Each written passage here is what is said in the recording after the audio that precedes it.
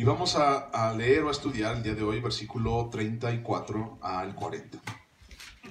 ¿De acuerdo? Deuteronomio 1:34. ¿Lo tienes? Sí. Dice así, y oyó Jehová la voz de vuestras palabras y se enojó y juró diciendo, no verá hombre alguno de esta mala generación, la buena tierra que juré que había de dar a vuestros padres, excepto Caleb, hijo de Jefone, él la verá. Y a él le daré la tierra que pisó y a sus hijos, porque ha seguido fielmente a Jehová. También contra mí se airó Jehová por vosotros y me dijo, tampoco tú entrarás allá. Josué, hijo de Nun, el cual te sirve, él entrará allá. Anímale, porque él hará heredar a Israel. Y vuestros niños, de los cuales dijisteis que servirían de botín, y vuestros hijos, que no saben hoy lo bueno ni lo malo, ellos entrarán allá, y a ellos la daré, y ellos la heredarán. Pero vosotros volveos e id al desierto, camino del Mar Rojo. Vamos a orar. Padre Santo, te damos gracias. Señor, en ti confiamos, Dios, nuestra vida es tuya, tú lo sabes, Señor. Solo queremos en nuestro corazón recordarlo una y otra vez, Señor. Padre Santo, queremos nunca olvidar, Señor, que nuestra vida es dirigida por ti y que nuestro corazón es para ti, Señor. Es la habitación, Señor, de tu presencia. ¿Sí? Y Espíritu Santo, hoy juntos aquí, Dios, reunidos en tu nombre, queremos pedirte tan solo, Señor, que hables a nuestro corazón. Que nos lleves, Señor, en tus manos, Padre. Pero también, Dios, que nos confrontes y que nos hagas entender, Señor. Como siempre lo hemos dicho, Padre, y como lo hemos platicado muchas veces, Señor, aquí juntos, Dios, no buscamos este día salir confortables, no buscamos este día, Señor, salir gozosos, Dios. Señor, sí, por tu palabra, Dios, pero también confrontados, Dios, y también, Señor, sabiendo que tú hablas, y hablas de una manera fuerte, Señor, a tu pueblo, Dios. Gracias, Dios, porque podemos confiar en eso, porque, Señor, no nos has dejado y sabemos que nunca nos dejarás. Gracias, Dios, te damos en este día, en el nombre de Cristo Jesús. Amén. Bueno, hemos estado platicando en todo este capítulo, el capítulo 1, desde el versículo 9, acerca del nombramiento de los jueces, los 2 espías, cómo es que los 2 espías convencieron al pueblo de Israel de no entrar a la tierra prometida, y cómo el pueblo de Israel le creyó a los espías de que allá había gigantes y que había ciudades amuralladas hasta el cielo. Y te acuerdas que somos de repente medio dramáticos y somos también bien exagerados, imagínate. Ciudades hasta el cielo amuralladas y había gigantes. Entonces hemos estado platicando de eso y cómo es que Dios emitió un juicio en contra del pueblo de Israel. Y entonces tú sabes que toda la primera generación que salió de Egipto, que salieron como redimidos, como salvados por la sangre del Cordero, todos aquellos que salieron de Egipto, ninguno de ellos iba a entrar a la tierra prometida. Y esto fue por causa de la incredulidad. La incredulidad del pueblo de Israel ocasionó una muy dura sanción de parte de Dios. Y entonces toda una generación no vería jamás la tierra prometida. Les dijo, ¿saben qué? Dice el versículo 40 que acabamos de leer, dice, y más vosotros, o sea, le habla a la generación, la primera generación, dice a los papás, dice, más vosotros, regrésense. O sea, ya, regrésense. Usted no quiere entrar a la tierra prometida, entonces regrésense, retáchense, ¿vale? Camino para el Mar Rojo. Entonces, eso significa retrocede. Significa regrésate por donde viniste. O sea, tu corazón, tu decisión, tu intención no es creerme. Entonces tú piensas que la tierra donde fluye leche y miel te van a matar y piensas que vas ahí a perder la vida y que tus hijos se los van a comer en tacos. O sea, tú piensas eso, entonces regrésate. No crees en mí, entonces regrésate. Camino del Mar Rojo. Eso significa, regrésate por donde viniste. Entonces esa incredulidad ocasionó una gran sanción de parte de Dios. 38 años de estar dando vueltas en el desierto de Sinaí. Y el desierto de Sinaí, pues, no es muy grande realmente. Es realmente pequeño en comparación con otros desiertos y con otras zonas del mundo. O sea, no podemos decir así como que tardaron 40 años en dar la vuelta a todo el desierto. No, era como dar una vuelta, como una vuelta cada año. Y entonces era algo difícil, ¿no? Para el pueblo de Israel. Sin embargo, esa fue la declaración o fue la sanción de parte de Dios. Y entonces toda una generación no vería la tierra prometida. Todos los de 20 años para arriba. Y usualmente, los seres humanos no medimos ni pensamos las consecuencias de nuestros hechos. ¿O sí lo hacemos? la verdad que no.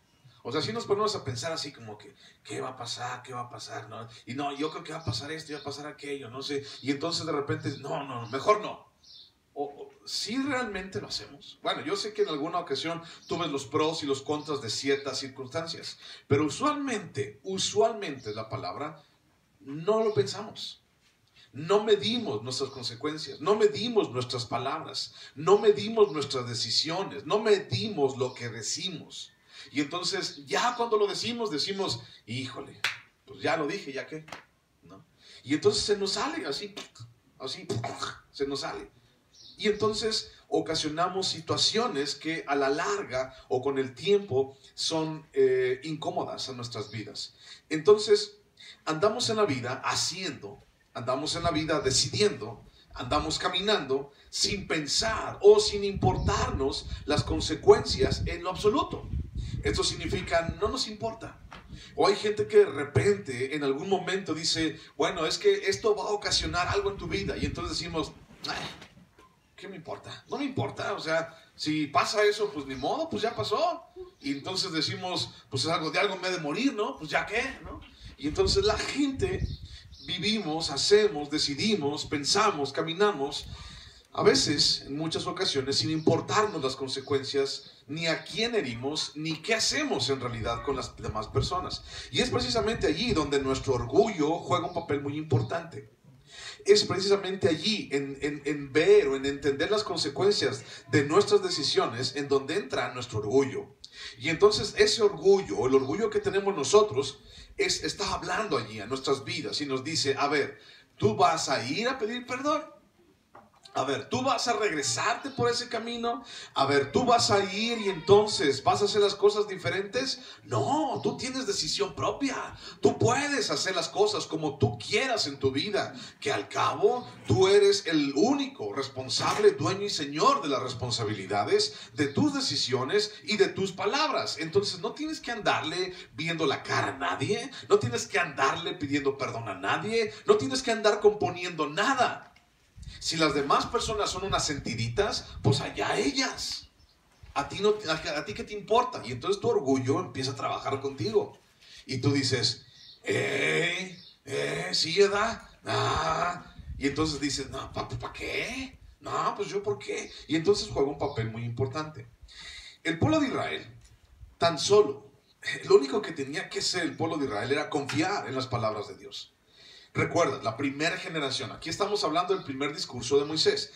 Recuerda lo que pasó. Y entonces la primera generación estaban allí a las puertas de la tierra prometida. Y entonces no creyeron y enviaron a los espías. Y los espías vinieron y los convencieron a todo el pueblo. Y lo convencieron de que era una tierra fea, de que era una tierra donde se los iban a tragar vivos, de que era una tierra donde iban a luchar. Y quién sabe si la iban a conquistar. Entonces Dios les dijo, yo les ordeno que vayan, yo les daré la tierra prometida. Y entonces Israel tan solo debía confiar en las palabras de Dios. Sin embargo, no lo hizo. Y entonces empezó a confiar en la palabra de los seres humanos. Y en esa palabra de los seres humanos estamos involucrados nosotros. Porque tú puedes llegar a decir, pues es que yo no le hago caso a nadie. No, yo es más, ni me junto con nadie, yo ni amigos, ni compadres tengo. Sí, pero también tú cuentas. O sea, también tú cuentas como el confiar en ti mismo. También tú cuentas como el hacerle caso a tu orgullo. También tú cuentas. O sea, no solamente digas las demás personas. Y entonces el pueblo de Israel no lo hizo así. El pueblo de Israel no creyó en las palabras de Dios y creyó en su propio corazón. Se adelantaron el pueblo de Israel a emitir su propio juicio y tomar sus propias decisiones sin creerle a Dios. ¿Ok? Y entonces vinieron los 10 espías y dijeron, es una tierra donde sí es buena, pero entonces nos van a destruir, nos van a matar. Y entonces, en vez de creerle a Dios, creyeron al hombre. Y entonces, después de esto, ¿cuántas cosas tú le has creído al hombre y no le has creído a Dios? Incluyéndote a ti mismo. ¿Cuántas veces le has creído a tu orgullo? ¿Cuántas veces le has creído a tu forma particular de ver las cosas? ¿Cuántas veces le has creído a ese raciocinio o a esa lógica que tú durante tanto tiempo, durante tanta experiencia en tu vida has adquirido? ¿Cuántas veces le has creído a tu propio corazón? ¿Y cuántas veces has dejado de creerle a Dios? Y entonces la pregunta sería, ¿cuáles pueden ser las consecuencias en mi vida de no creerle a Dios? ¿Cuáles pueden ser las consecuencias en tu vida de no creerle a Dios? Para empezar, cuando la gente no cree en Dios, está preparados para ellos el fuego del infierno. Y entonces cuando alguien no cree en Dios, porque dice la palabra, todo aquel que en Él cree no se pierde. Y entonces, si alguien no cree en Dios, ¿cuál es la consecuencia? Pues el infierno, lo primero, ¿no? Lo primero que tenemos que pensar. Pero hablando materialmente y hablando de nuestra vida aquí a nuestro alrededor y de este peregrinaje que tenemos, ¿cuáles serían esas consecuencias de no creerle a Dios? Y entonces esas consecuencias nos van a ocasionar problemas, nos van a ocasionar descontentos y nos van a ocasionar situaciones nunca agradables. No hay consecuencia agradable en no creerle a Dios. Y entonces, otra pregunta, ¿qué es lo que hoy está pasando en tu vida como consecuencia en tu vida de no creerle a Dios en el pasado? ¿Ok? ¿Qué es lo que hoy tú estás pasando como una consecuencia de no creerle en el pasado a Dios? Así como te acuerdas, ¿no? Así como, es que no le creía a Dios, la verdad. Sí, hijo. Así como cuando te pones a pensar allí en tu cama en la noche, así como, ¿por qué no le hice caso a mi madre? ¿Por qué? ¿Por qué? ¿Por qué? Pero bueno, ya ni modo, ya aquí estoy, pues ya que. Y entonces, ¿por qué? ¿Por qué no le hice caso? ¿Por qué? Y entonces, cuando de repente somos jóvenes, esta idea, ¿no? O este asunto de ¿por qué no le hice caso a mi madre? ¿Por qué no le hice caso a mi padre? Significa, bueno, tomamos decisiones a lo loco, tomamos decisiones no siendo prudentes. Y entonces nuestros papás, por ejemplo, teniendo prudencia o sabiduría más que nosotros, nos querían llevar por un camino. Sin embargo, es un chiste, ¿no? El que decimos, bueno, ¿por qué no le hice caso a mi madre? Pero al final de cuentas es una realidad después de todo, porque entonces ellos quieren ver en nosotros algo bueno en nuestras vidas.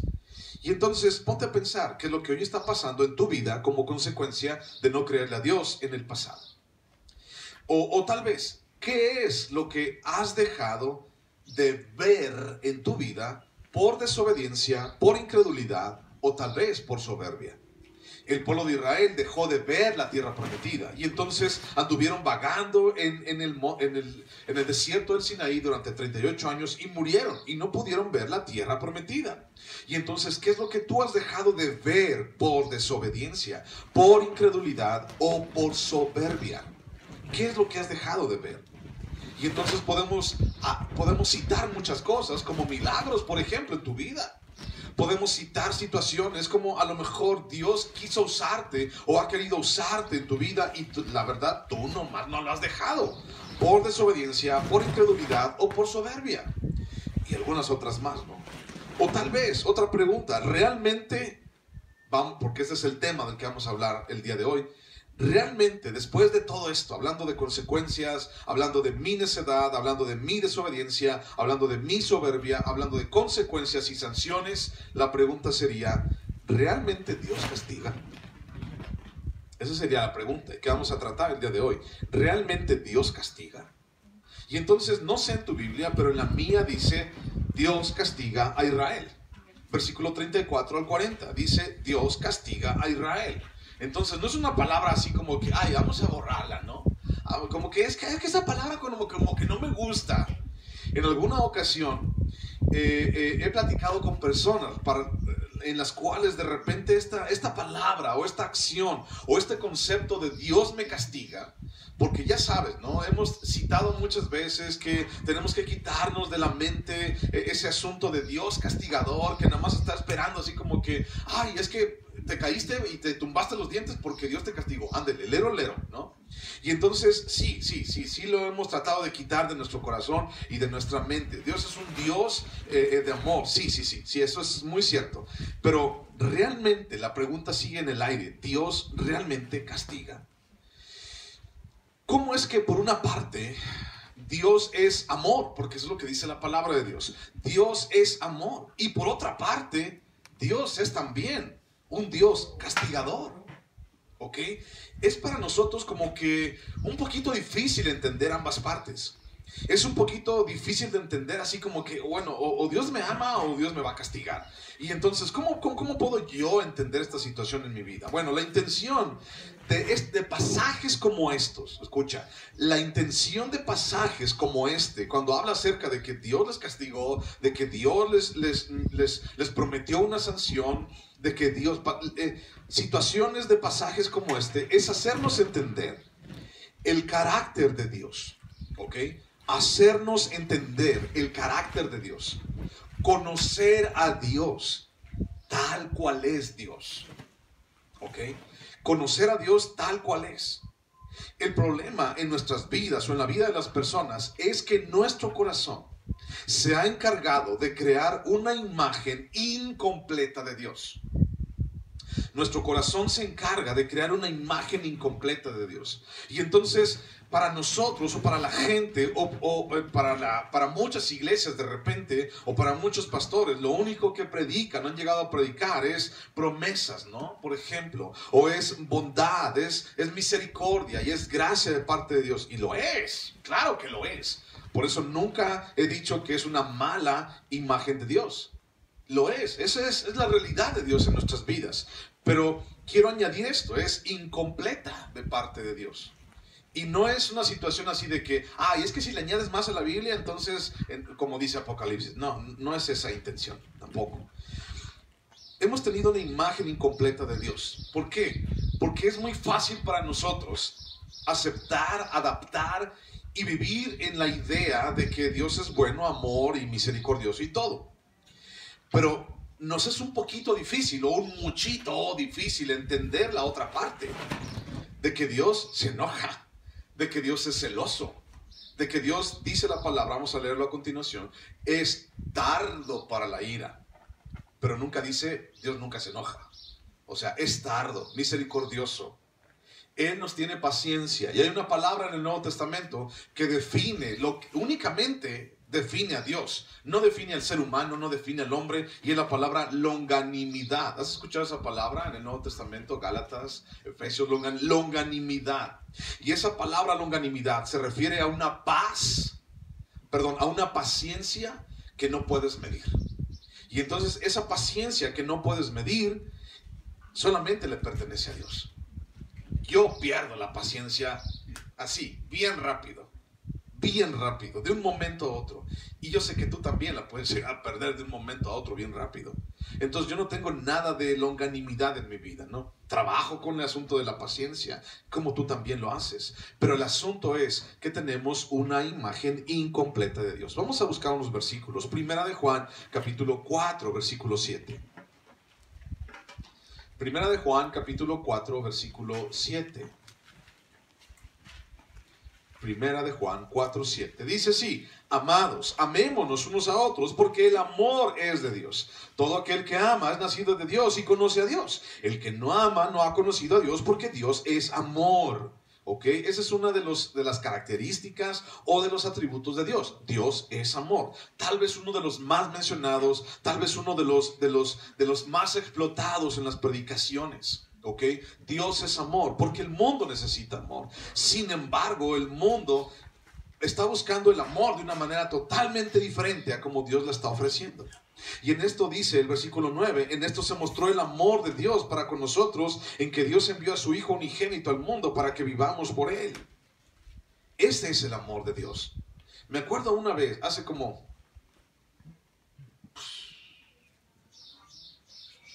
23 años más o menos, hace mucho tiempo, un grupo de jóvenes y yo, en Guanajuato, ese grupo de jóvenes pertenecía a mi esposa. Y entonces éramos jóvenes, chamacos, pequeñuelos, novios. Y entonces andábamos en Guanajuato y andábamos en un Cervantino. Y entonces, algo de lo que hicimos en ese Cervantino, creo que fue el año 2000. Y lo que hicimos en ese Cervantino fue, no teníamos como que muchos recursos. Y entonces sacamos copias de versículos así en hojas. Y entonces esas copias de versículos decían así como que, necesitas justicia, entonces Dios es un Dios de justicia, y veía el versículo, ¿no? Porque Dios se ha mostrado nuestra justicia, por ejemplo. Necesitas consuelo, y entonces venía un versículo, ¿no? Por ejemplo, Mateo, el discurso, ¿no? Bienaventurados aquellos que lloran porque verán salvación y todo eso, ¿no? Entonces había otro versículo, otro pedacito de papel que decía, necesitas amor en tu vida, entonces conoce a Dios porque Dios puede ofrecerte amor, y venía este versículo. Y me acuerdo porque yo los hice. Y entonces, así andábamos repartiendo en el Cervantino, papelitos, ¿no? Así como diciéndole a la gente, ve, conoce a Dios, quieres platicar de Dios. Y éramos unos chamacos. Y entonces, pues ya sabes, en el rollo y en el relajo del Cervantino, habían mucha raza que traía su propia onda. Y entonces llegó un cuate y decía, oye, yo quiero amor. Y entonces se le quedó viendo a las muchachas. Y dije, ¿de cuál amor quieres, no? Y entonces, bueno, ya nos retiramos en ese momento porque andaban en su onda, andaban, ya sabes, ¿no? Andaban en la fiesta, y entonces buscaban su propio amor. Y entonces, ¿por qué te cuento esta historia? Porque el mundo busca en Dios su propia idea de amor. El mundo busca en Dios su propia idea de Dios. El mundo busca en Dios, o pretende encontrar en Dios, su propia idea de bienestar. Y entonces cuando hablamos de promesas, y cuando hablamos de bondad, y hablamos de misericordia, y hablamos de todo eso, es real en Dios. Hablamos de amor, sí, pero nos hace falta la otra parte de la cual no podemos quitarla de la Biblia. Por ejemplo, Gálatas capítulo 5, versículo 7. Mira, búscalo. Gálatas 5, 7. Perdón, 6, 7. Gálatas 6, 7. Gálatas 6, 7 dice, no os engañéis, Dios no puede ser burlado, porque todo lo que el hombre sembrare, eso también segará. Y entonces nos damos cuenta de que, bueno, en una parte pusimos ahí de Dios es amor, pero ahora nos involucramos en otra parte diferente de Dios, en donde dice, Dios no puede ser burlado, no te hagas, o sea, tú no puedes estar engañando a Dios. O sea, tú no puedes verle la cara a Dios. Y así como que, eso como que me retrae, ¿no? Así como que, caray, así como que no puedo andar haciendo lo que a mí se me pegue la gana. Ahora busca Hebreos capítulo 12, versículo 5. Hebreos capítulo 12, versículo 5. Hay gente dentro de este asunto de que si Dios castiga, que de repente como que no entiende o no le cabe esa idea de que Dios sí castiga. O sea, la idea, en resumidas cuentas, Dios sí castiga, según la Biblia, ¿ok? Estamos hablando según la Biblia y según versículos que podemos tener aquí. Ahorita vamos a platicar de otros. Hebreos capítulo 12, versículo 5. ¿Lo tienes? Dice, y habéis ya olvidado la exhortación que como a hijos se os dirige diciendo, hijo mío, no menosprecies la disciplina del Señor, ni desmayes cuando eres reprendido por Él, porque el Señor al que ama, ¿qué? Disciplina. ¿Y qué dice ahí? Y lleva al psicólogo a todo el que recibe por hijo. Lo lleva al psicólogo para que agarre la onda, ¿no? Para que obedezca. Es que mi hijo desobedece bien harto. Es que mi hijo no hace la tarea. Es que mi hijo no se quiere comer el brócoli. Deja llevarlo al psicólogo para que le diga, mira, es que estos brócolis son arbolitos, hijo. Y en esos arbolitos hay animalitos y pajaritos. Y para que le lave el cerebro el psicólogo y entonces mi hijo se pueda comer el brócoli. ¿Sí dice eso? No. Y lleva al psicólogo a todo el que recibe por hijo. No, dice, azota a todo el que recibe por hijo. Si soportáis la disciplina, Dios os trata como a hijos, porque ¿qué hijo es aquel a quien el Padre no disciplina? Pero si se os deja sin disciplina, de la cual todos han sido participantes, entonces sois bastardos y no hijos. Y esa palabra es muy fuerte. Sois bastardos y no sois hijos. Ahora, aquí tenemos que entender algo también. Dentro de nuestro diario caminar en Dios, al nosotros buscar ser hijos de Dios, en el momento en que nosotros nos hemos convertido en hijos de Dios, entonces, como hijos, tenemos que ser guiados por el camino. Y en nosotros está la decisión de irnos por la derecha e irnos por la sombrita, o estarle batallando por otro lado. De mi abuelo aprendí algo en alguna ocasión. Cuando yo estaba chamaco, 8, 10 años, me mandaban a los mandados. Me mandaban los mandados y entonces iba en mi bicicleta. Y entonces me decían, quiero que vayas a tal parte y vayas en la bicicleta y para que regreses todo lo demás. Y siempre me dijo algo mi abuelo, se me va a quedar bien grabado.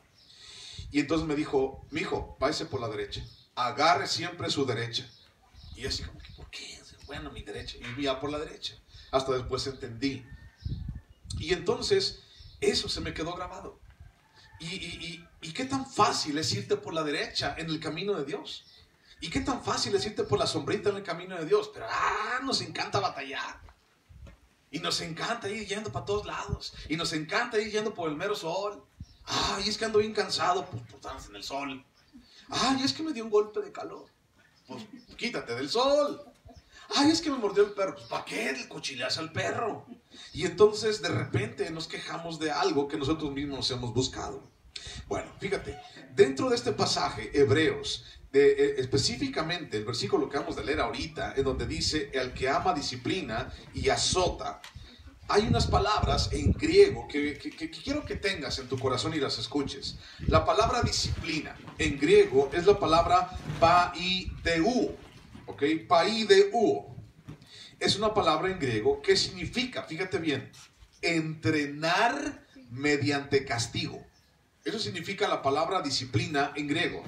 Entrenar mediante castigo. ¿Ok? Y hay otra palabra, que es la segunda, que así como que no nos gusta mucho, ¿verdad? Dice, y azota a todo el que recibe por hijo. ¿Qué es un azote? Un azote en la antigüedad era una herramienta que usaban para los animales. Era algo así. ¿Conocen un fuete? Sí. Una cuarta para los caballos, algo así por el estilo. Y entonces es un azote. Y entonces ese azote, ¿para quién era? Pues para los animales, ¿no? Pero entonces la disciplina de Dios agarra esa herramienta como a un animal, y entonces la palabra azota es la palabra mastigó, que de donde viene la palabra mastei, que significa flagelar, como con un látigo. O sea, dale gracias a Dios que tus papás te han disciplinado o te disciplinaron con una vara, ¿no? Y no con un látigo, o no con un flagelo. Imagínate, qué interesante sería dar disciplina con un flagelo o con un látigo, ¿no? ¡Cuchicuás! ¡Haz caso! ¡Cuchicuás! ¡Bájate del árbol! ¡Cuchicuás! No, pues me bajo, ¿no? Imagínate. ¿Has escuchado esos látigos? De repente la gente anda ahí en la calle sonando látigos así con la fiesta esa que de un torito y no sé qué. ¿Y has escuchado cómo se oyen? Sí. Se escucha feo. Y entonces asusta, ¿no? Y amigo, yo me hubiera bajado del árbol. Sí, me bajo a las buenas, ¿no? Y entonces eso significa, de ahí viene, es una composición de dos palabras. Entrenar mediante castigo y también con una herramienta especial que era un látigo. Entonces, si el día de hoy el DIF nos escucha hablando de esto, pues bueno, nos va a cerrar y nos clausura y dice y nos quita todos los chamacos de encima. Porque va a decir, están locos, no hay que maltratarlos a los niños. Sin embargo, te lo he dicho muchas veces, una cosa es pegarles a los niños, maltratarlos, y otra cosa es disciplinarlos. Son cosas totalmente diferentes. Una cosa no tiene que ver con la otra. Sí, vienen de la misma actividad, pero no tienen que ver una cosa con la otra. Entonces, nosotros como hijos de Dios, como siervos de Dios, disciplinamos a nuestros hijos, no los maltratamos, no abusamos de ellos, no les pegamos, los disciplinamos. ¿Estamos de acuerdo en eso, no? Vete a Números, capítulo 14. Números, capítulo 14. Bueno, estamos hablando del tema de que si Dios castiga. Números, capítulo 14. Versículo 18.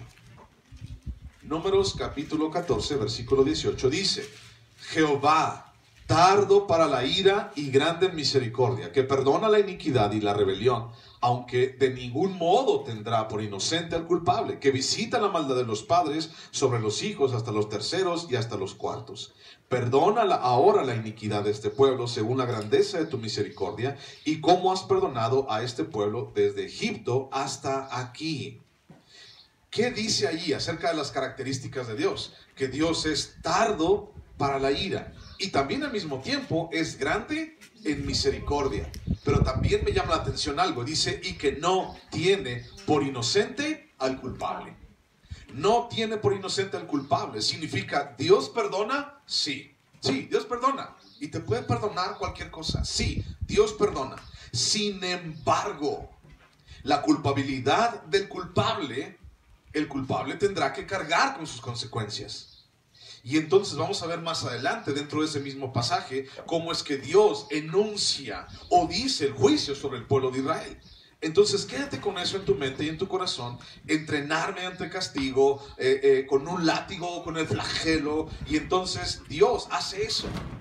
Ahora la pregunta, después de decir Dios castiga, y de repente así como que a unos les entra bien la píldora y a otros como que no, y cuando unos sí lo aceptan y otros no, entonces ahora la pregunta sería, ¿crees tú que sea necesario que Dios castigue o que Dios haga esto en la vida de sus hijos? Tú como padre, ¿alguna vez viste necesario castigar a tus hijos?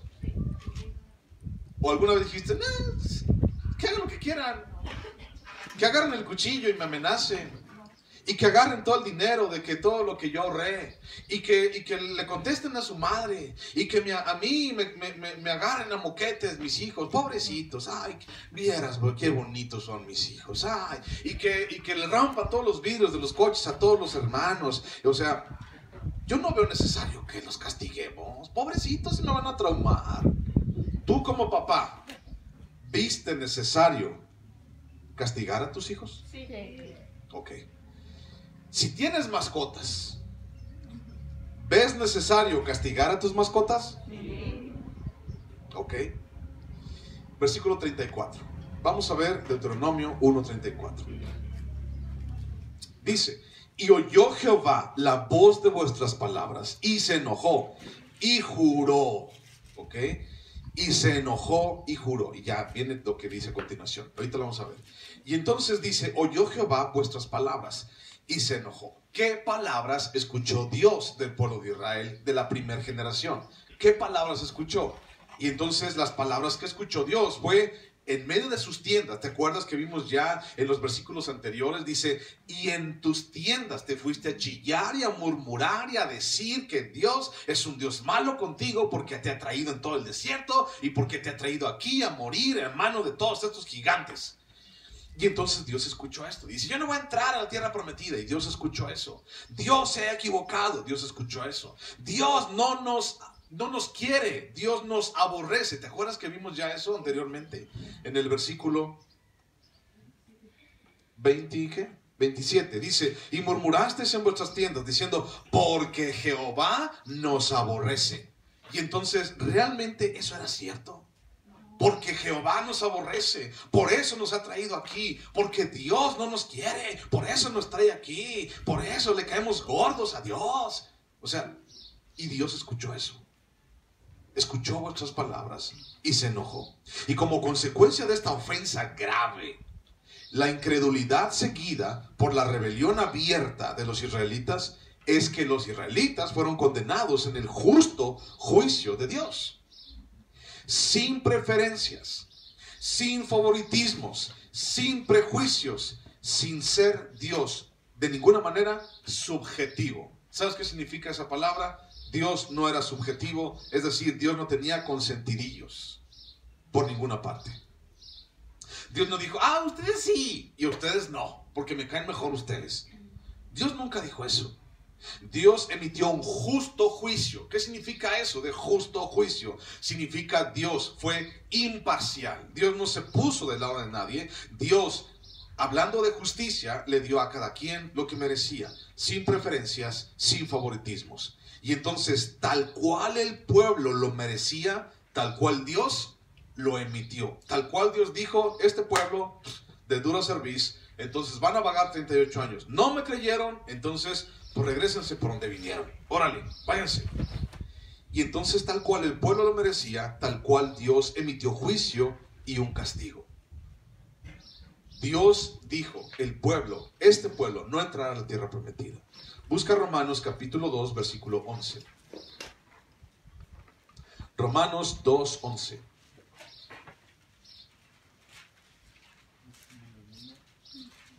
Romanos 2, 11.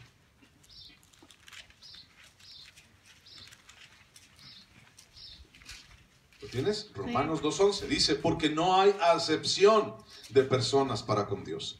Porque todos los que sin ley han pecado, sin ley también perecerán. Y todos los que bajo la ley han pecado, por la ley serán juzgados. Porque no son los oidores de la ley los justos ante Dios, sino los hacedores de la ley los que serán justificados. Entonces, delante de Dios no hay acepción de personas. ¿Ok? Ahora, este versículo 34 que acabamos de leer y dice, y oyó Jehová vuestras palabras, y se enojó, y juró. ¿De qué me está hablando? Bueno, este versículo me está hablando de algo muy importante. Primero, Dios está vivo. ¿Ok? Dios está vivo. Dios es real. Dios no es un concepto. ¿Ok? Dios no es una idea. Dios no es una filosofía de vida. Tan solo es Dios. Es Dios. Y Dios se enojó. Igual que tú, igual que yo, hemos sido creados conforme a su imagen y semejanza. Y Dios se enojó. Y entonces esto me habla acerca de un Dios vivo. No me habla acerca de un pedazo de yeso allí arriba de una repisa. ¿Alguna vez tú te le has enfrentado a un pedazo de yeso arriba de una repisa? ¿Y qué crees que va a pasar si un día le dices... Estás tonto, no sirves para nada. A ver, bájate. ¿Qué crees que te va a decir? ¿Qué crees que te va a hacer? Pues nada. El ídolo nada es, dice la palabra. No es nada. No te puede hacer. No hace nada en tu contra. Pero dile eso a Dios. A ver si es cierto. ¿No? Dile eso a Dios. Por eso digo, este versículo me da una enseñanza. Dios está vivo, Dios es real, Dios no es un concepto, Dios no es una idea, Dios no es una filosofía, Dios no es un pedazo de madera, Dios no es un pedazo de yeso. Dios es real, tan solo es Dios, siendo Dios, diciéndole al pueblo, hey, yo quiero que ustedes me crean. Y entonces ve que el pueblo no le cree y dice, ok, otra vez ustedes, ¿por qué hacen las cosas de la misma manera? Lo importante que Dios quiere en este versículo y que podemos extraer es que Dios busca en nosotros una relación. Dios busca una comunión. Dios no es un accesorio en mi vida. Dios no es un amuleto. Dios no es un favorecedor. Porque también muchas veces como cristianos entendemos que Dios es algo así como un favorecedor, ¿no? Así como que lo agarro para que me vaya bien, ¿no? Yo decido vivir para la vida en Dios para que me vaya bien. Y yo sé que en Dios las cosas siempre van a estar bien. Y entonces lo agarramos como un favorecedor. Ese atributo no está en la Biblia, en Dios. Dios no es un favorecedor. ¿Qué significa eso? Así como que lo agarro para que a mí me convenga, porque me conviene, porque me favorece, porque yo sé que me va a hacer bien siempre. No, así no es. Y Dios oyó vuestras palabras y se enojó. Cuando nosotros, aún como cristianos, empezamos a entender esa idea de que Dios es mi favorecedor, de que Dios lo puedo manipular, de que Dios lo puedo manejar en todos los aspectos de mi vida. Y entonces, si tú piensas de eso de Dios, entonces no estás creyendo en Dios real. Así, la neta te lo digo. Si tú no piensas que realmente que Dios es tardo para la ira y que no puede estar jugando con Dios, y que tú piensas o la gente piensa que puede manejar a Dios y que Dios es un favorecedor al 100% para tu vida, entonces no estás adorando al verdadero Dios. Porque el Dios que habla la Biblia, el Dios que conozco, no puedes jugar con él.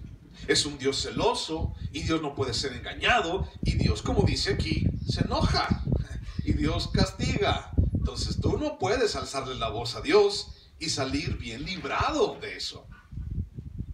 ¿Estamos bien? Sí. De repente, el día de hoy, ¿no? Los niños le pueden alzar la voz a sus padres y los niños salen bien librados porque el papá dice, te voy a dar 3. ¿De verdad que te voy a dar 3? Vas a ver que sí. No me pruebes porque te las doy. Ya tiene 20 años el chamaco y todo diciendo, vas a ver que sí, te las doy, ¿no? ¿Qué crees que pasa en ese momento? Bueno, ya sabes lo que pasa. Pero entonces, yo no puedo manejar a Dios. ¿Tú puedes hacer eso? No. Yo no puedo manejar a Dios a mi favor.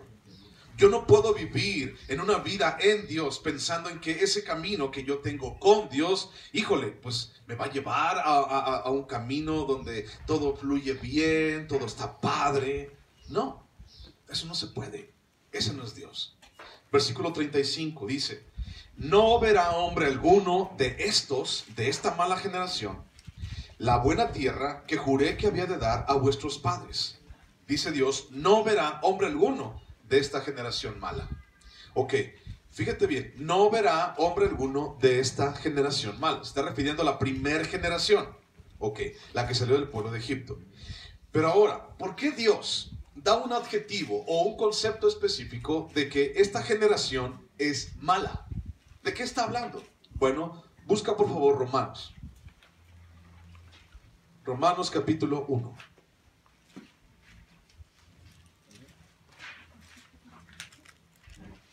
Romanos capítulo 1.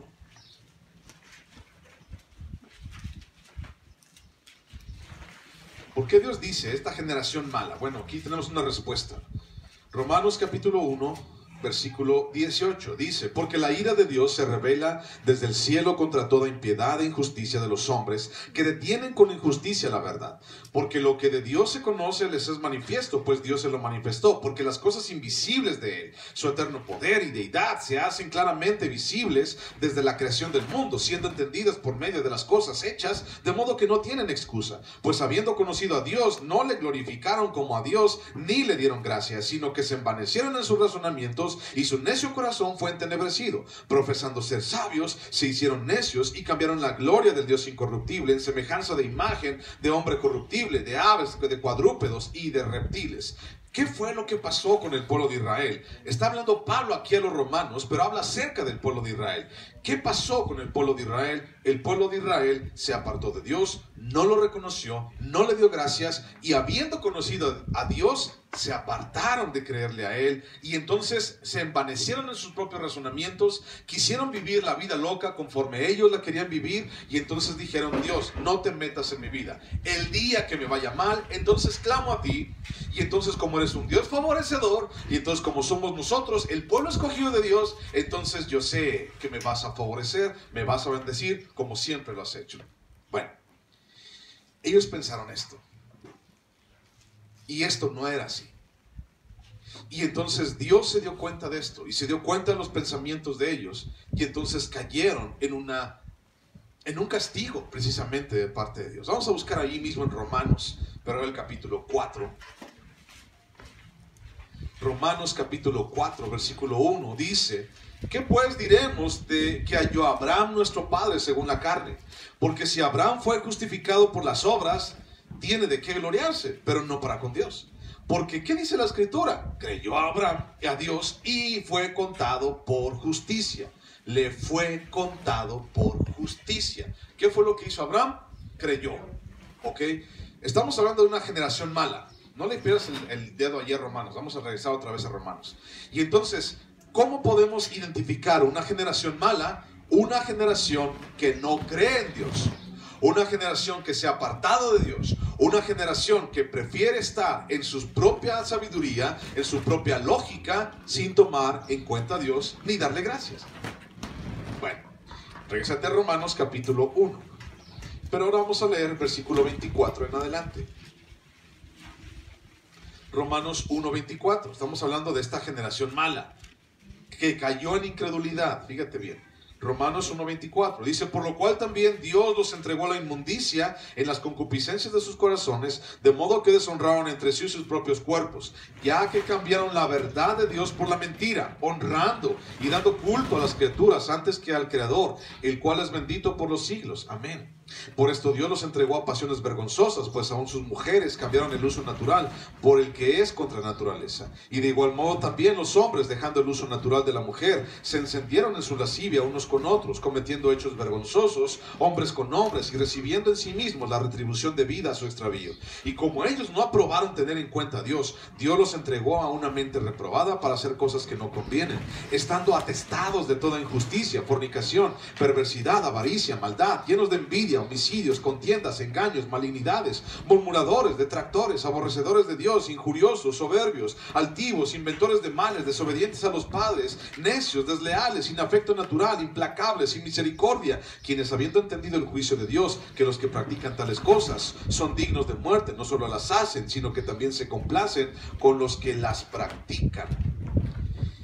Romanos capítulo 1, versículo 24 al 32 es una descripción fiel, fidedigna de lo que estamos viviendo el día de hoy. ¿Sí o no? Todo lo que está hablando aquí Romanos es lo que está pasando el día de hoy. Y cada quien quiere ser lo que quiere ser. Ay, ¿sí sabían ustedes que ya también hay leyes para decir, bueno, si tú quieres ser un gato, tú puedes ser un gato? O sea, así de... Así. Y entonces, de verdad, en Estados Unidos hay esa idea. Y no solamente la gente grande, la bregona, no. Estamos hablando de los niños. Si tu hijo, alguna vez has visto que tu hijo juega al gato, ¿no? Así como, y ya, ay, sí, gatito, gatita, ya. Pero ya después, ya, ándale, cómete allí las... dime, no te entiendo. Pero bueno, una cosa es un juego, pero otra cosa es, de verdad, hay gente que se la cree así. ¿Dónde está el gato? De verdad, así yo me quedé así como que, ¿neta eso está pasando en el mundo? ¿De verdad la gente está obrando de esa? Sí está siendo así. Pero bueno, entonces, y los defienden, su forma de pensar la defienden, ¿no? Y dicen, es que ellos quieren ser lo que ellos quieren ser, déjalos ser lo que ellos quieran ser, ¿no? Y eso es algo de risa, ¿no? Así el asunto de, ay, soy un gato. Pero el asunto de, ay, soy hombre, pero yo pienso que soy una niña de 3 años. En mis tiempos eso era llamado esquizofrenia o era llamado personalidad múltiple, y eso se llevaba al psiquiatra. Eso bendita tierra donde los remolinos saben a pinole. Ya. Eso se trataba con medicina, se trataba con terapias. Y ahora cada quien quiere ser lo que quiere ser. El mundo ha caído en su propia sabiduría. El mundo ha caído en su propia idea del mundo y su propia idea de la humanidad. ¿Y sabes a dónde nos lleva eso? ¿Y sabes a dónde vamos? ¿Sabes cómo está nuestra sociedad y la situación alrededor de nosotros? ¿Está bien o está mal? Está mal. Cada vez hay menos temor de Dios. ¿Sabes tú quiénes son los musulmanes?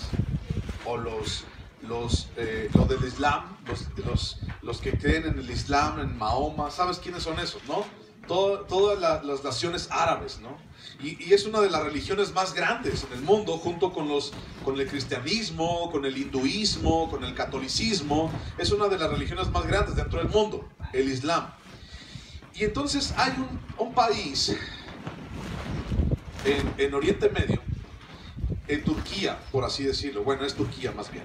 Turquía, en donde en Turquía prácticamente el 99% de los turcos son musulmanes. Es decir, creen en Alá y creen en Mahoma y todo ese rollo. Alá no es Dios, ¿ok? Ya para empezar. Y entonces creen en Alá y todo ese rollo. Pero entonces en una encuesta reciente para los turcos, decían, bueno, es que ustedes el 99% pues son islámicos, ¿no? Y son musulmanes y todo ese rollo. Y dicen, sí, está bien. Y entonces la pregunta fue de la entrevistadora, bueno, ¿y realmente lo practican? ¿Y cuál crees que fue la respuesta de esa persona? Dice, del 99% de los turcos musulmanes, solamente el 4 o el 5% practica realmente la religión del islamismo. Los demás viven la vida loca, los demás hacen lo que quieren. O sea, no es solamente de este lado, sino es también en otras latitudes, es también de otra manera.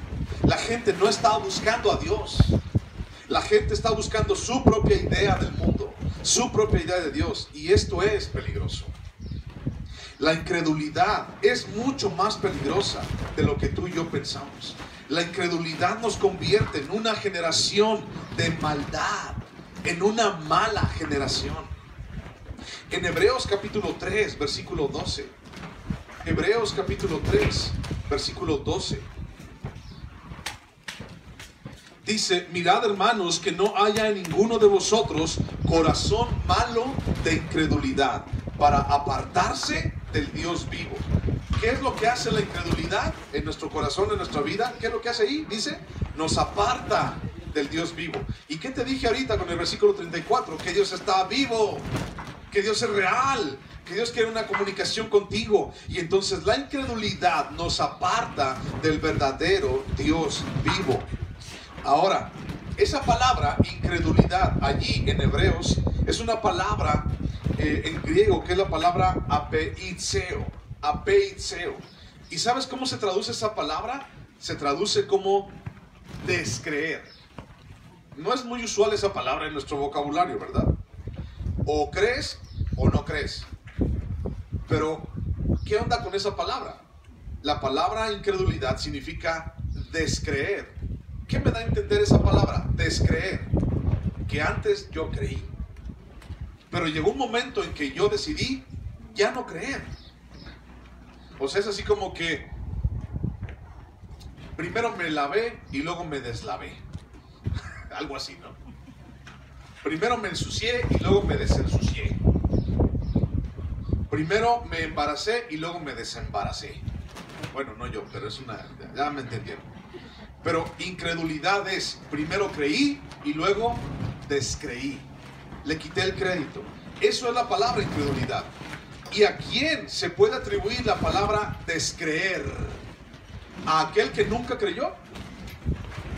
La palabra descreer se puede atribuir a aquel que nunca creyó, a aquel que nunca ha conocido a Dios. ¿Se le puede atribuir esa palabra? No. La palabra descreer solamente se le puede atribuir a quién? A aquel que algún día creyó. Y entonces estamos tú y yo ahí. Aquel que un día creyó. Hay otra palabra que tal vez vas a encontrarte después en la Biblia, y la palabra es la palabra contumaz. ¿Has escuchado esa palabra alguna vez? ¿Sabes qué significa la palabra contumaz? La palabra contumaz significa que se mantiene firme en su comportamiento, en su actitud, en sus ideas o en sus intenciones, a pesar de castigos, a pesar de advertencias, a pesar de consejos. Dice, yo no quiero cambiar, yo me mantengo así, a pesar de castigos y advertencias. ¿Cuántas veces Dios trató con el pueblo de Israel hasta este momento? ¿Cuántas veces trató Dios con Israel? Muchísimas ocasiones.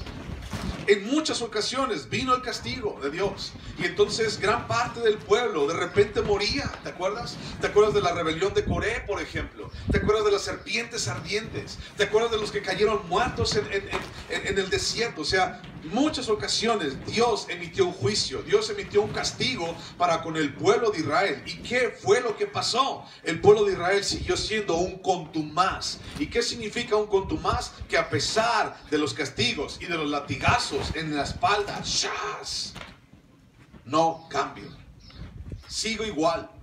Así como cuando tu hijo te dice, no me dolió, te voy a dar otra, no me dolió y ni me va a doler. Eso es un contumaz. Y entonces cuando tu hijo te dice, no me dolió, algo así como, y no me vas a hacer cambiar de opinión, papá, no me dolió. Eso es una actitud contumaz. Alguien que dice, no me importa, yo voy a seguir subiéndome al árbol, yo voy a seguir faltando al respeto, yo voy a seguir mintiendo, yo voy a seguir haciéndole caras a... Eso es un contumaz. Alguien que no quiere obedecer, aún a pesar de los consejos, advertencias o castigos. Bueno, regrésate a Deuteronomio. Deuteronomio 1, versículo 36. Y hablando de ese mismo castigo, esa misma juicio de parte de Dios, dice el versículo 36, nadie lo verá, excepto Caleb, hijo de Jefone. Él la verá, o sea, la tierra prometida, y a él le daré la tierra que pisó y a sus hijos, porque ha seguido fielmente a Jehová. Dice aquí, Caleb, ¿ok? Excepto Caleb, porque ha seguido fielmente a Jehová. Bueno, a Caleb se le reconoce como un verdadero creyente de la palabra de Dios. ¿Y qué es un verdadero creyente de la palabra de Dios? Alguien que no solamente la escucha, sino alguien que la ¿qué? La hace. Caleb en toda la Biblia se distingue como alguien que hizo, en otras palabras, creyó la palabra de Dios. ¿Qué dice Lucas capítulo 6, versículo 46 al 49? Habla acerca de dos hombres. Dice, hubo dos hombres. Uno construyó su casa sobre la arena. Y entonces vino la tempestad. Y entonces la tempestad vino y destruyó su casa. Y fue grande la ruina de ese hogar, de esa casa. Y el otro hombre, dice, construyó su casa sobre la roca. Y vino la tempestad y vinieron las aguas. Y entonces dio con ímpetu contra aquella casa. Y no sufrió pérdida ese hombre. El primer hombre que construyó su casa sobre la arena, dice, es semejante a aquel que escucha la palabra, pero no la hace.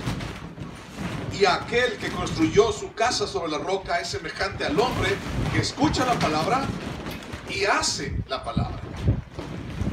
Las iglesias están llenas de gente que escucha la palabra. Bueno, llenas es una forma de decir, ¿no? Porque realmente, bueno, el decir llenas es algo relativo. Pero están llenas de gente que escucha solamente la palabra de Dios. Pero realmente, ¿quién hace la palabra de Dios? De los que se sientan a escuchar. Y entonces, si tú eres de los que escuchan la palabra de Dios y la hace, pues no hay bronca. Síguelo haciendo. Qué bueno. Te felicito. Pero si tú eres de los que viene a una iglesia o va a una iglesia y escucha la palabra pero no la hace, el día que venga la tormenta y el día que venga las aguas impetuosas en contra de tu hogar, no estés chillando. En pocas palabras, haz lo que tienes que hacer. Caleb se distingue como un hombre que creyó, que hizo la palabra de Dios. Ahora, aquí algo interesante. A ver, espero no tardarme tanto. Aquí algo interesante. ¿Alguno de ustedes sabe lo que significa el nombre Caleb? ¿Alguno de ustedes lo sabe? ¿Alguna vez se lo preguntó? ¿Alguna vez se lo quisiste poner a tu hijo y dijiste, no, mejor no se lo pongo? Bueno, fíjate bien. Caleb, si tú lo buscas en un diccionario así como de nombres para bebés y nada, de esos que encuentras en cualquier parte, te va a decir que Caleb es un hombre perseverante. Eso es lo que te va a decir. Perseverante, ¿no? En sus ideales. Pero si tú vas al hebreo, que es realmente donde proviene el nombre de Caleb, Caleb significa perro. Eso significa. Y entonces, fíjate bien, cuando nosotros hablamos de perro, ¿no? Hablamos de una manera despectiva, ¿no? Órale, chucho, órale, perro, órale, pa. Y entonces, más bien, piensa en esto. Si el nombre Caleb, hablando de perro, realmente es una actitud que tú y yo tenemos que tener en nuestras vidas. ¿Alguna vez tú has tenido un perro? Y alguna vez ese perro, tú has identificado su fidelidad para contigo. No importa si lo dejas sin comer. No importa si le pegas a tu perro. No importa si lo dejas en la calle, si lo dejas en la azotea, si lo dejas en el sol, si lo dejas bajo la lluvia. De todos modos tú vas con el perro y el perro va y te lame la mano. ¿Has visto eso alguna vez? Le has dicho muchas veces al perro, perro mugroso, pulguiento, sácate de aquí, estás bien apestoso, te huele el hocico, órale, sáquese el perro. Y el perro da la vuelta y se regresa y viene y te lame la mano. Y si realmente el nombre de Caleb realmente no es un nombre, sino una actitud que tú y yo tenemos que adoptar delante de Dios. Ser fieles delante de Dios. Ser realmente fieles. Por eso la gente dice que el perro es el mejor amigo del hombre por su fidelidad. Por eso no gustan los gatos, amigo. Los gatos no son fieles. Y entonces los perros están allí siempre contigo. Y has visto historias y hay canciones de perros que su amo se murió y ahí el perro a chillarle a la tumba por la fidelidad que el perro tenía para con su amo. Y si realmente el nombre Caleb es más bien una actitud que tú y yo tenemos que tener delante de Dios. Fidelidad. Hasta lo último. Fieles hasta la muerte. Hay historias de perros que están dispuestos a perder su vida por salvar la vida de su amo. Y entonces Caleb, versículo 36, él sí verá la tierra, porque él fue un hombre fiel. Se le reconoce como un verdadero creyente de la palabra de Dios. Versículo 37 dice: también contra mí se airó Jehová por vosotros, dice Moisés, y me dijo: tampoco tú entrarás allá. También contra mí se enojó Dios, dice Moisés. Y Moisés no honró a Dios delante del pueblo en alguna ocasión. Y Dios aquí nos está diciendo que no acepta pecado ni rebelión en la vida de su pueblo. Imagínate, era Moisés. O sea, ¿qué onda? Era el hombre más manso de la tierra. Era un hombre que Dios estaba usando para liberar al pueblo de Israel. Era un hombre, era como el Superman del pueblo de los israelitas. Y Dios le dijo: tú tampoco vas a entrar, Moisés.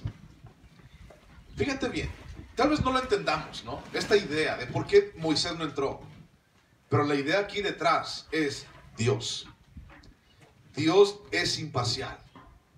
Dios no se va a poner del lado de nadie. Si Moisés no honró a Dios, entonces Dios le castigó. Dios no acepta pecado ni rebelión en la vida de su pueblo. Sí, Dios es amor misericordioso, pero Él no va a aceptar y Él no puede tener al culpable así como por inocente. Ay, no va a pasar nada. Al llegar Moisés a descreer, al llegar el pueblo a descreer, puede llegar a causar un profundo dolor por causa del juicio de Dios. ¿Y qué fue lo que hizo el pueblo de Dios? Descreyó a Dios. Primero les dijo: salgan todos, y ahí van todos. Vayan, crucen el Mar Rojo. Y le creyeron y se abrió el Mar Rojo. Y después llegan a la tierra prometida y dicen: no, ya no te creo. Descreyeron. Eso significa incredulidad. Tú y yo, alrededor de nuestra vida, pueden pasar miles de cosas. Desiertos, dificultades, enfermedades, escasez. Pueden pasar disgustos. Pueden pasar miles de cosas que en algún momento te pueden llegar a pensar. O tú puedes llegar a pensar así como que Dios me ha abandonado. Dios no está conmigo. ¿Qué onda contigo, Dios? Pero aún en ese momento tú no puedes descreerle a Dios. ¿Sí me estoy explicando con esa palabra? Tú no puedes descreerle a Dios. Dios es Dios, ahí está. Tú no puedes descreerle a Dios. Y aún por causa, si algún día tú necesitas un castigo de parte de Dios, si algún día lo necesitas, tú no puedes descreerle a Dios tampoco. No podemos hacer eso con Dios. Aun cuando Moisés no fue culpado por los pecados del pueblo, como líder de la nación, sufrió también las consecuencias del pecado de rebelión del pueblo de Israel. Versículo 38, 39 y 40. Dice: y vuestros niños, de los cuales dijisteis que, el 38, y Josué hijo de Nun, el cual te sirve, él entrará ya. Anímale, porque él hará heredar a Israel. Y vuestros niños, de los cuales dijisteis que servirían de botín, y vuestros hijos que no saben hoy lo bueno ni lo malo, ellos entrarán allá, y a ellos la daré, la tierra prometida, y ellos la heredarán. Pero vosotros volveos e id al desierto, camino del Mar Rojo. Josué, el cual te sirve, ese entrará. Esto es algo para subrayar. Josué, el cual te sirve. Eso significa algo. Busca en tu casa, apúntalo. Mateo capítulo 20, versículo 25 al 28. Y dice Jesús: entre las naciones se hace lo siguiente: la gente busca engrandecerse por encima de su pueblo. Los reyes siempre andan queriendo pisotear a su pueblo. Pero dice: el Hijo del Hombre no vino sino para servir a su pueblo. Y entre vosotros no debe ser nombrado esto, sino que el que quiera engrandecerse tiene que aprender a servir. ¿Cuánto tiempo Josué sirvió? 40 años. 40 años. Las personas siempre buscan preeminencia, pero nunca van a encontrar preeminencia sin servir antes. ¿Cuánto tiempo? Pues no sé. Josué esperó 40 años. No sé cuánto más para ti. Mucha gente siempre busca llegar aquí, ¿no? Quiere llegar y ser el mandamás siempre. Mucha gente. Tenemos ese corazón. Sin embargo, no podemos llegar hasta acá si antes no hemos servido. Josué es un ejemplo de esto. Y no es como Josué así como diciendo: ay, Moisés, pues mira, pues ya estás viejito, Moisés. Y mira, en todo este tiempo yo tengo las cuentas, los números de cuenta, los NIPS, yo tengo todas tus cartas, yo tengo todas las llaves de tu casa. Y mira, Moisés, yo soy tu siervo. ¿Qué te parece, Josué? Digo, Moisés, si tú me nombras a mí, Josué, como el sucesor tuyo, ¿no? Josué no anduvo buscando eso. Josué lo único que se preocupó fue por servir a Moisés en todo lo que Moisés le dijo. Y cuando llegó su tiempo, solamente dijo, aquí estoy. Y vuestros hijos, dice el versículo 39, vuestros hijos que no saben lo bueno y lo malo. Esto significa a los hijos, a los que aún no tenían conciencia de las cosas. Los hijos fueron siempre la excusa de su incredulidad. Y pregúntate algo, ¿cuántas veces tú o nosotros hemos puesto a nuestros hijos como excusa para no hacer la voluntad de Dios? O tal vez fuera los hijos. Un corazón incrédulo usará cualquier excusa, incluso para pecar. Pero Dios ve a través de nuestras excusas lo que pensamos, que nadie puede decirnos nada. Pero Dios sí puede ver la intención de tu corazón. Y entonces yo puedo decirte, no, puedo preguntarte, oye, ¿por qué no fuiste ayer a la iglesia? Ah, es que tenía mucho que lavar. Bueno, es una excusa, ¿no? Y yo puedo decir, bueno, pues está bien, tenías mucho que lavar, pues está bien. Has de lavar ajeno, ¿no? Sí. ¿Por qué no fuiste ayer a la iglesia? Pues es que me sentía mal. Ah, pues qué mal te habrá sentido, ¿no? Que te vi en la tarde en el jardín. Pues, yo creo, pues sí, está bien, te creo, ¿no? Es que mi hijo, pues tu hijo, ok, está bien.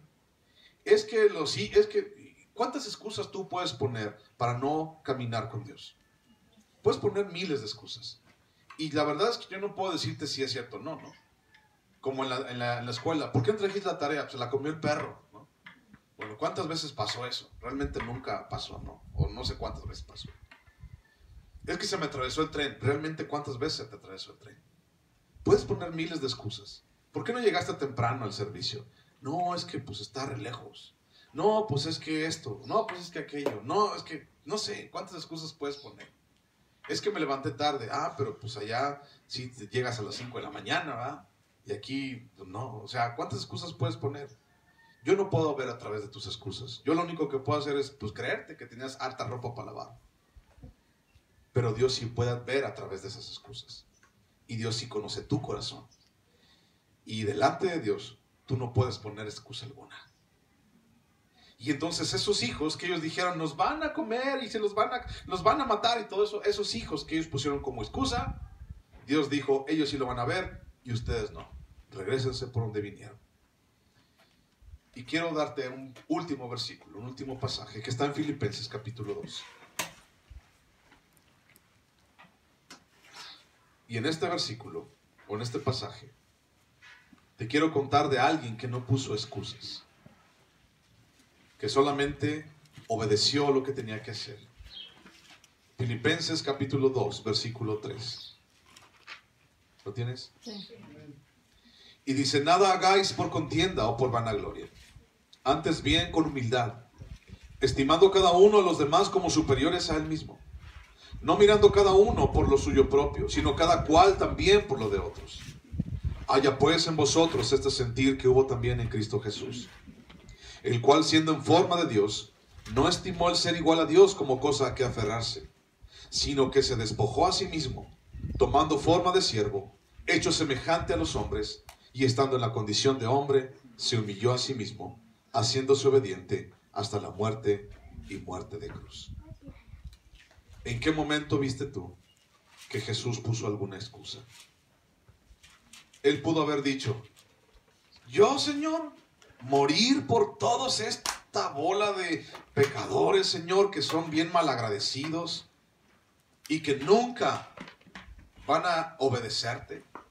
Yo, Señor Padre, morir por estos que van a poner 20 docenas de ropa por lavar antes de ir a reunirse, Señor.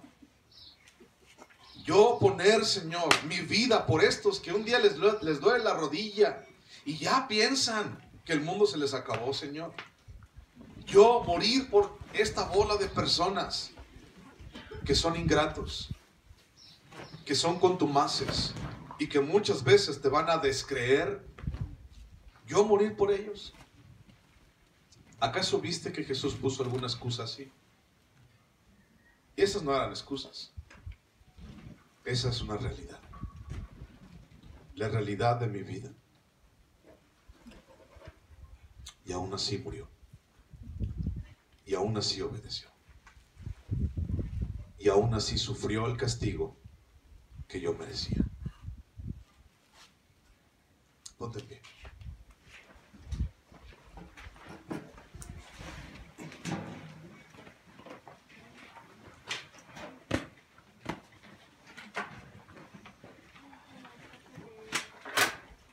Cuando nosotros siempre ponemos excusas, cuando nosotros siempre andamos buscando una situación para decir, es que esto, es que esto, es que aquello. Jesús solamente obedeció. Obedeció lo que tenía que hacer, lo que el Padre le dijo, y fue a la cruz.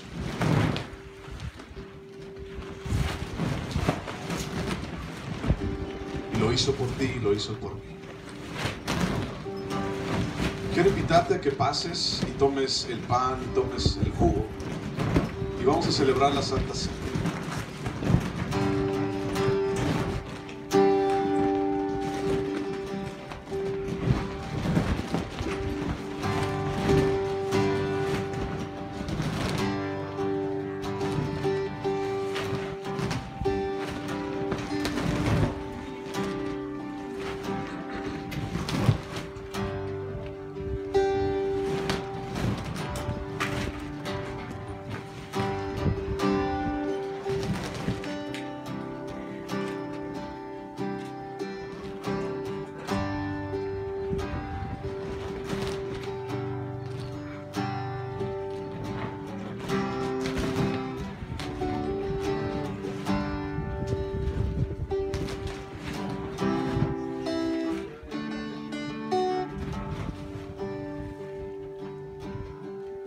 Dejaste el trono para mostrarnos la luz, tu trono a la cruz y mi deuda pagar, la cruz al morir, la muerte a tu trono, tu nombre levantaré. Dejaste el trono para mostrarnos la luz, tu trono a la cruz y mi deuda pagar, de la cruz al morir, de la muerte a tu trono, tu nombre levantaré. Porque yo recibí del Señor lo que también os he enseñado. Que el Señor Jesús, la noche que fue entregado, tomó pan.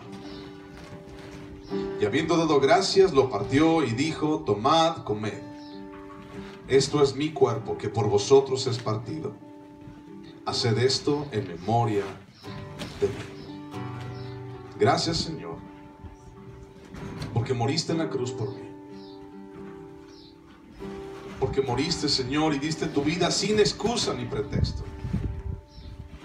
Porque, Señor, llevaste nuestras vidas sobre ti, nuestra culpa sobre ti. Lo que yo merecía, ese castigo, Señor, que yo merecía, tú lo llevaste a cuestas. Gracias por hacerlo sin excusas y sin pretextos. Gracias, Dios. Puedes comer el pan.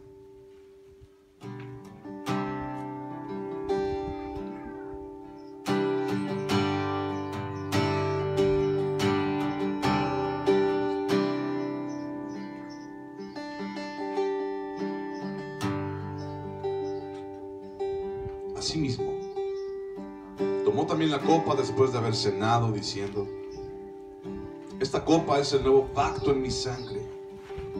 Haced esto todas las veces que la bebiereis en memoria de mí. Así pues, todas las veces que comiereis este pan y bebiereis esta copa, la muerte del Señor anunciáis hasta que Él venga.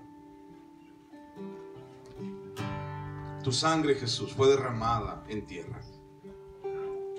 Tu sangre, Señor Jesús, fue puesta, Señor, encima de cada uno de nosotros, Dios, maldecidos por el pecado y por nuestras propias decisiones. Y tú, Señor Jesús, con tu sangre nos hiciste nuevos, perdonaste nuestros pecados, nos das esperanza y nos revistes de ti. Y es tu sangre, Señor, la que confirma el pacto, y es tu muerte, Señor, la que sella la promesa. Hoy te bendecimos, Señor, y te damos gracias por haber muerto en la cruz por nosotros. Hoy te damos gracias por ser, Dios, nuestro Salvador. Puedes tomar la copa.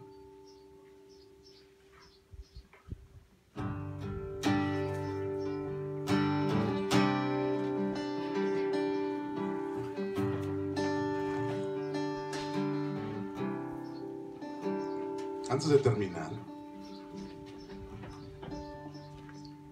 quiero invitarte. Si tú no has recibido a Cristo en tu corazón, si tú no has hecho a Dios, a Jesús, el dueño de tu vida, de tu corazón, como tu Señor y tu Salvador, yo quiero invitarte a que lo hagas hoy. Tal vez mañana ya no hay tiempo. Tal vez mañana ya no hay chance. Deja que Él gobierne tu vida. Deja que Él te ayude en ese duro caminar que tal vez muchas veces has tenido. Deja que Él sea el que haga las cosas y no tú. Si no lo has recibido en tu corazón, si no lo has aceptado allí en tu lugar, repite después de mí: Señor Jesús, hoy reconozco que te necesito. Reconozco que soy pecador. Señor, mis fuerzas no pueden salvarme. Señor Jesús, hoy te pido que entres en mi corazón. Te pido, Señor, que seas mi Señor y mi Salvador. Gracias porque moriste en mi lugar en la cruz. Gracias porque me puedes dar una vida nueva. Yo quiero esa vida nueva, Señor Jesús. Ayúdame, Señor, a no depender más de mí, sino hoy quiero depender de ti. Hoy te acepto como mi Señor y mi Salvador. Hoy abro mi corazón a ti. Me arrepiento de mis pecados, de mi vida pasada, y quiero vivir una vida en ti. En el nombre de Cristo. Amén.